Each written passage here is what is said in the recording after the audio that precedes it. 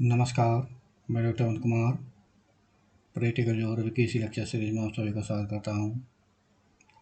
आज के इस वीडियो में लेकर आए आपके लिए भूगोल में प्रयोगात्मक कार्य भाग 2 का अध्याय पहला। यह इस अध्याय का दूसरा भाग है। अध्याय का नाम है आंकड़े, स्रोत और संकलन।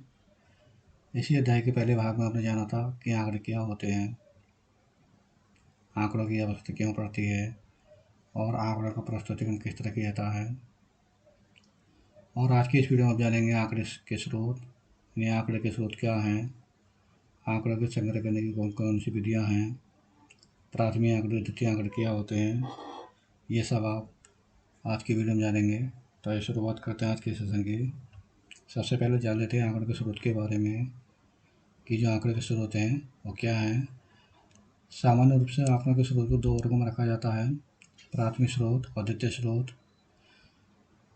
आंकड़े के प्राथमिक स्रोत हैं, इसके अंतर्गत उन आंकड़ों को सम्मिलित किया जाता है जो प्रथम बार व्यक्तिगत रूप से अथवा व्यक्तियों के समूह, संस्था या संगठन द्वारा एकत्रित किए जाते हैं। जबकि द्वितीय स्रोत के अंतर्गत उन आंकड़ों को सम्मिलित किया जाता है जो आंकड़े किसी प्रकाशित अथवा अप्रकाशित साधन द्वारा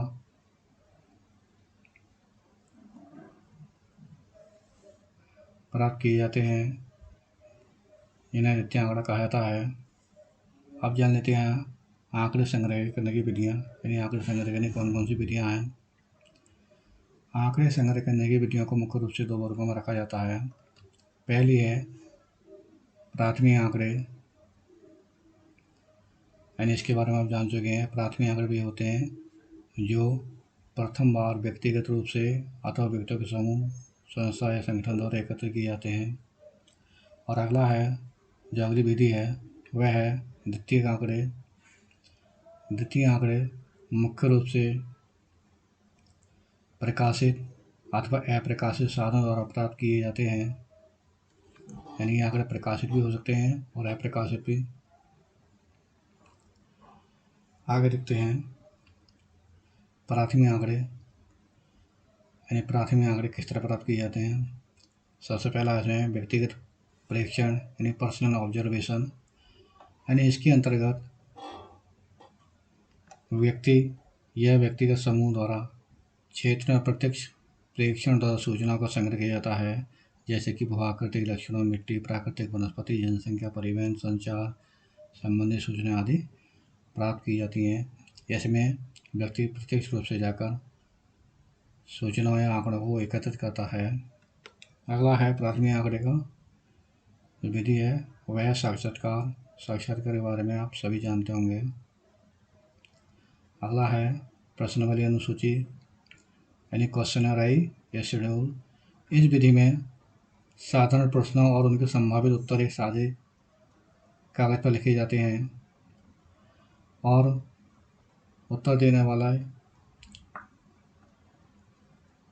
कोई प्रश्न दे दिए जाते हैं और उनमें से सही विकल्पों का चुनाव करके निशान लगाता है और इस तरह से आंकड़े एकत्र किए जाते हैं। ये प्रश्नावली अनुसूची कहलाती है। आगे है अन्य विधियाँ, अदर मेथड्स। इसके अंतर्गत मुख्य रूप से मृदा और जल के गुणों से संबंधित आंकड़े सीधे क्षेत्रों से मृदा किट और जल गुणवत्ता किट का उपयोग करते हुए उनकी विशेषताओं को मापकर एकत्रित किया जाता है।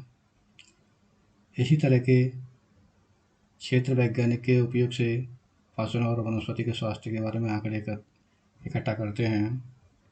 ये थे प्राथमिक आंकड़े, प्राथमिक आंकड़े करने की विधियाँ। आगे हैं द्वितीय आंकड़े। द्वितीय आंकड़े के अंतर्गत सबसे पहला है प्रकाशित स्रोत। प्रकाशित स्रोत के अंतर्गत उन स्रोतों को शामिल किया जाता है जो प्रकाशित होते हैं, प्रकाशित हो चुके होते हैं। और अगला है अप्रकाशित स्रोत। ये स्रोत अप्रकाशित होते हैं। संक्षेप में जान लेते हैं। सबसे पहले जान लेते हैं प्रकाशित स्रोत के बारे में। प्रकाशित स्रोत के अंतर्गत सबसे पहले सरकारी आंकड़ों को शामिल किया जाता है। इन सरकारी रिपोर्ट, सूचनाएं आदि जो होती हैं, जो प्रकाशित हो चुकी होती हैं, वह सरकारी स्रोत कहलाती हैं। अगला है अर्ध सरकारी, यानी इसमें सरकार और पब्लिक सेक्टर का भी साझेदारी रहती है इस तरह के प्रकाशित सूचनाओं में। और अगला है अंतर्राष्ट्रीय स्रोत। अंतर्राष्ट्रीय स्रोत के अंतर्गत जैसे कि कुछ प्रकाशन होते हैं अंतर्राष्ट्रीय स्तर के, जैसे कि संयुक्त राष्ट्र का प्रकाशन है आदि। आगे है निजी प्रकाशन। निजी प्रकाशन वे होते हैं जो व्यक्ति द्वारा निजी रूप में प्रकाशित किए जाते हैं, निजी प्रकाशन के अंदर शामिल किए जाते हैं। और आगे है समाचार पत्र, यानी समाचार पत्र में जो सूचनाएं आंकड़े आते हैं वे समाचार पत्र के अंतर्गत शामिल किए जाते हैं। और इस तरह से प्रकाशित स्रोत हैं उन्हें मुख्य रूप से सरकारी, अर्ध सरकारी, अंतर्राष्ट्रीय, निजी प्रकाशन, समाचार पत्र आदि के माध्यम से प्राप्त किया जाता है। ये इनके मुख्य स्रोत हैं। आगे जान लेते हैं ये सरकारी प्रकाशन है और अंतर्राष्ट्रीय प्रकाशन है। सरकारी प्रकाशन में जैसे कि नेशनल एटलस ऑफ इंडिया वगैरह है, सेंसस ऑफ डाटा है। और अंतर्राष्ट्रीय प्रकाशन में ह्यूमन डेवलपमेंट रिपोर्ट आदि हैं। आगे है अप्रकाशित स्रोत।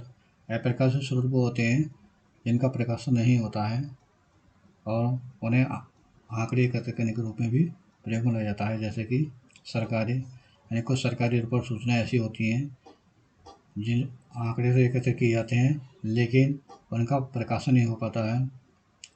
और इसी तरह अर्ध सरकारी भी कुछ सूचनाएं ऐसी होती हैं जिनका प्रकाशन नहीं होता, जैसे रिकॉर्ड्स होते हैं कुछ। अर्ध सरकारी परिलेखों में विभिन्न प्रकार के नगर निगम, जिला परिषद, लोक सेवा विभागों द्वारा तैयार की गई, अनुरक्षित की गई आवधिक रिपोर्ट आदि या विकास योजना आदि को सम्मिलित किया जाता है। आगे है व्यक्तिगत या गैर सरकारी प्रलेख, जिन्हें निजी प्रलेख भी कहते हैं।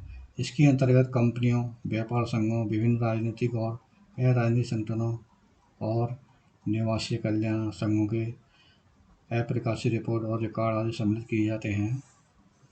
इसके अलावा कुछ अन्य विधियाँ भी हैं जिन्हें अन्य प्रलेख के अंतर्गत शामिल किया जाता है।